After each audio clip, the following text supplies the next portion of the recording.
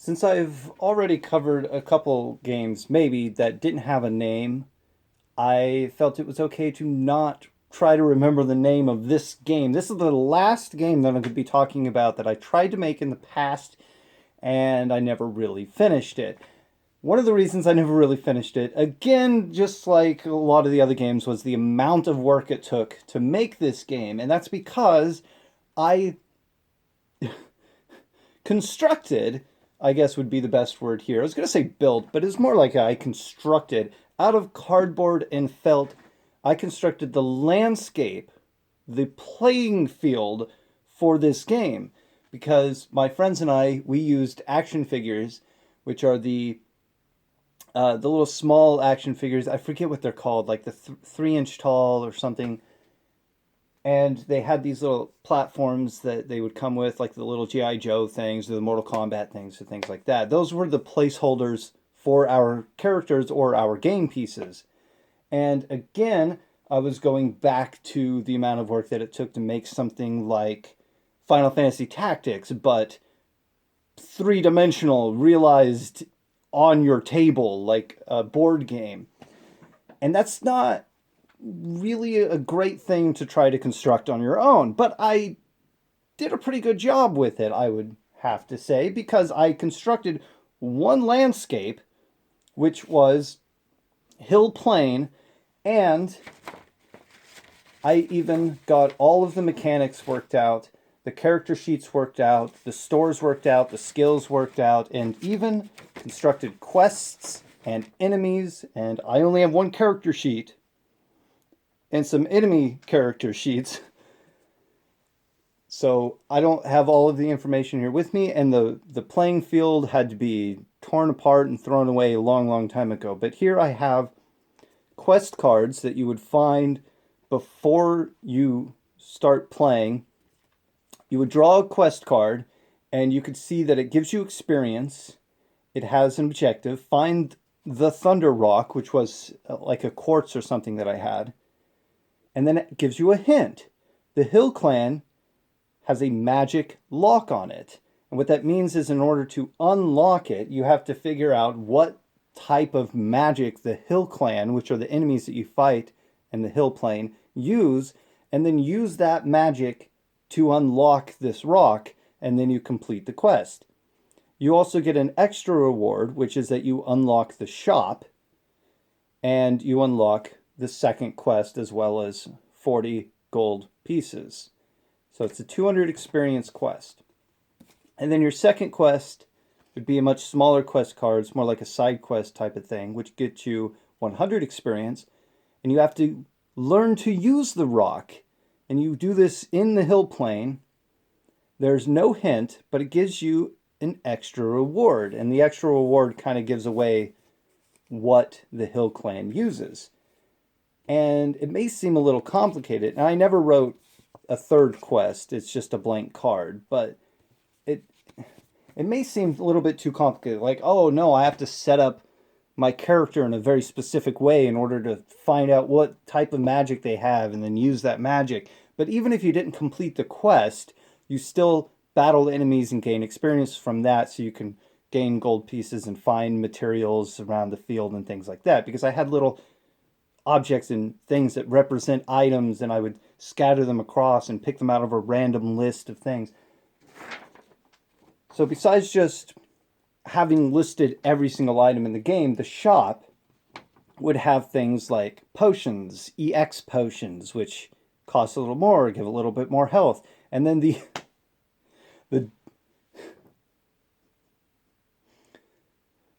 WX potion. If you watch the giant robot thing, the construct robots, I went into like X, EX, WXY, and things like that, but I spelled them all out. Apparently I really liked that back in the day, and I'll probably continue that if I ever do some more game stuff that could incorporate it. Because it's just funny to see this. But this is like the best type of potion. Costs 30 gold pieces and heals you 250. And I don't think any character card had more than 30 HP at level 1. So there's red potions which can heal frozen, You have potions that heal poison, that petrify, towels that cancel wet, blue potions that cancel slow, coffee that heals jet lag, things like that. But then you can also pick up alchemy, and you can increase your alchemy skill, which uses skill points rather than magic points, in order to. And this was pulled a lot from Secret of Evermore, in order to combine ingredients that you could buy in order to,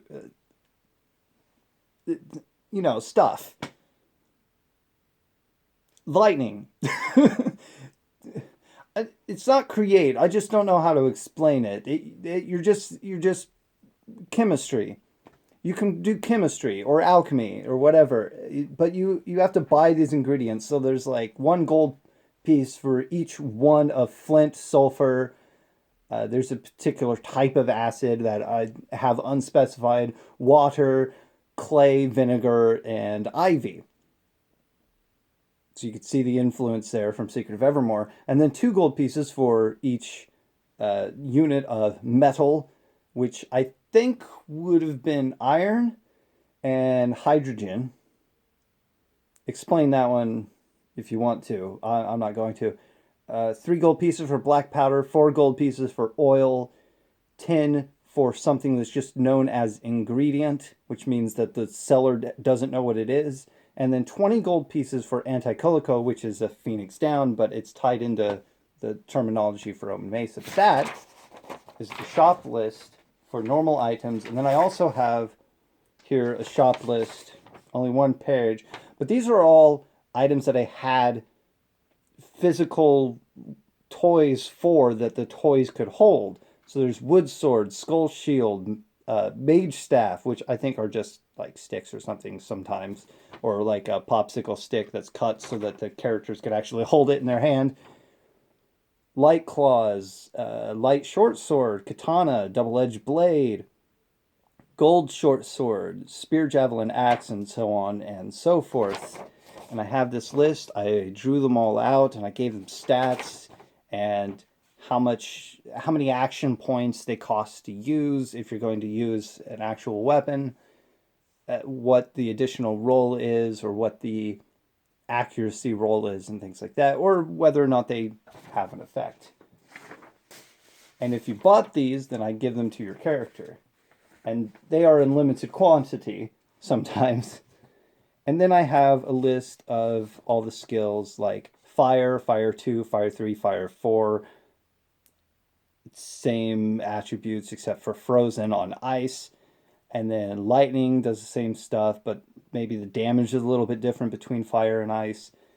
There's Dimmy, there's Holy, there's Sunray, and then Ivy Stone, Orb, Burst, Wind. There's Earth moves, there's Mind Blast, so there's psychic moves and slashes and stuff like that. But then you get into, and then I think, ripped off Hamado. But then you get into the alchemy stuff, and these are all the alchemy things. It tells you what ingredients you need to perform which elemental attack.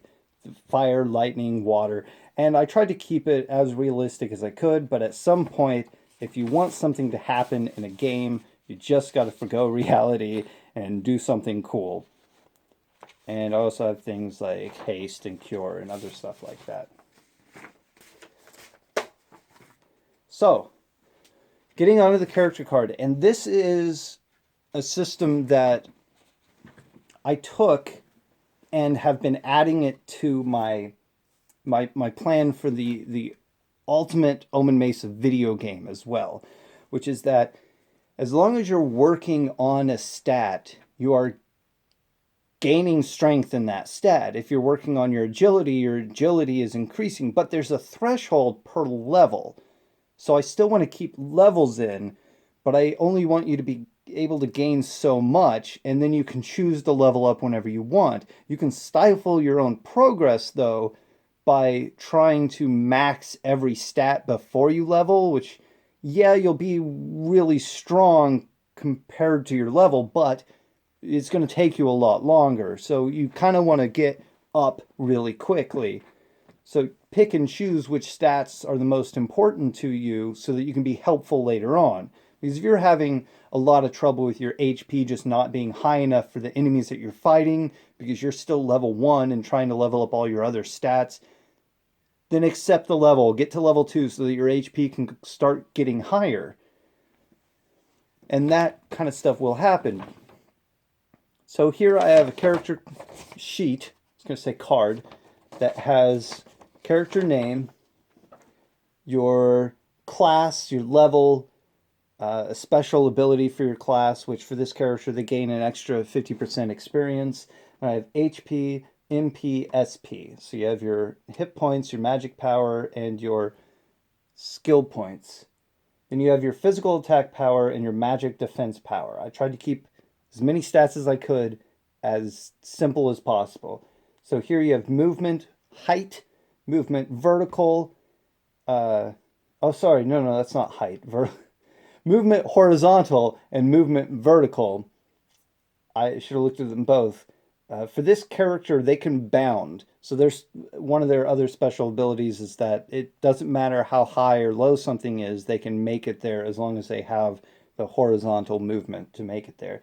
And then there's speed, which is 8, which goes back into that same mechanic of calculating speed. You start with a base number. Whoever has the highest number, then you just start subtracting until everyone's had a chance to go. If one person's got a high enough speed, then eventually they can go twice before someone with a really low speed even gets to go once. But then you also have all of these other squares here for one of your stats, and these are all of your gains for that stat in this one level. So for this one level, I can be leveling up my HP until I've reached that last bar. So I get 10 boxes of HP to add stats to, and each one's a roll of the dice. And I have here the outline for how stats level up and how many you get per level. So for level 1, your HP, you have a base, and then you have 10 extra rolls. MP, also 10 extra rolls. SP, you only get 8 extra rolls. Physical attack power is 10. Magic defense power is 8. Movement speed, no extra. You get your base, and that is it. And also your speed, your attack power, I already did that. Oh, weapons. Those are the template for other things. But then level 2, you get 10, 8, and 2, and then 5 and 2, and then you can get one more roll into your horizontal distance, which I think is a 1d3 that you would roll. And then level 3, 10, 2, and then 0, 5, 0, 1, 0, 1, so you get one more speed roll. And then level 4, 10, 0, 0, 5, 0, and then a boost to all of your distances. I think it would have been really, really good to have some help on this and other people who could construct the landscapes and maybe landscapes that could be folded up and things like that so that they could be stored easier, like a pop-out landscape, because I wanted some verticality to it. I wanted you to also be able to measure the distance that you could move. I had like a string tied to a pencil that had notches in it that showed this is one notch is one horizontal movement, and then you would just stretch it out to see how far you could move in that. And if you had to go up, then you would put it on the slope or the hill to see if you know that's one up, so you know subtract that from your horizontal. A lot of Final Fantasy Tactics stuff went into this. But it would have been really good.